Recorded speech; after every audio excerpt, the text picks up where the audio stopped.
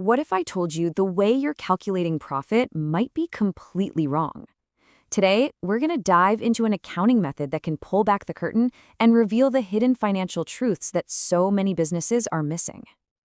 So let's start with a really crucial question. Are you absolutely sure you know which of your products are making you money? And more importantly, which ones are secretly costing you a fortune? The answer might actually surprise you. That's because the way most companies have traditionally tallied up their costs can be, well, dangerously misleading. To really get why this is such a big deal, we first need to take a look at the established method, the old guard, traditional costing. Think of it like this. It's a system that takes all of your indirect costs, we're talking overheads like rent, utilities, you name it, and just smears them evenly across all your products, kind of like spreading peanut butter. Now, this worked just fine back in the day when factories made pretty similar products and direct labor was the biggest cost. But in today's complex economy, it's a whole different ballgame. I love this quote because it hits the nail on the head.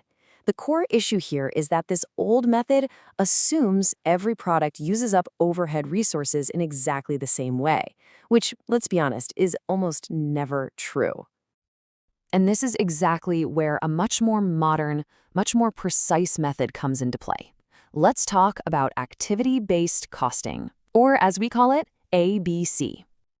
So instead of that one big bucket of costs, ABC gets way more granular. It creates multiple cost pools that are based on all the different activities that happen in a business. Things like machine setups, quality inspections, or even processing purchase orders. The whole process follows 5 pretty logical steps. You start by figuring out what your major activities are, then you link your overhead costs to them, and then you find what actually drives those costs. From there, you can calculate a super precise rate and assign the real costs to your products. So, to see how this actually works in practice, let's check out a real-world example. Okay, let's meet a company called Jomo LT. They make 3 products, X, Y, and Z. We're going to see what happens when they run the numbers using both methods. It's a real cost showdown. So, using the old traditional method, Jomo calculated these overhead costs for each unit.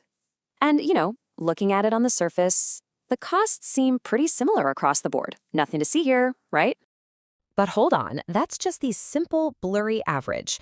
Let's bring in the high-definition precision of ABC and see what picture really starts to emerge. So first, we calculate a specific rate for each activity. And whoa, look at this. Notice how wildly different these rates are.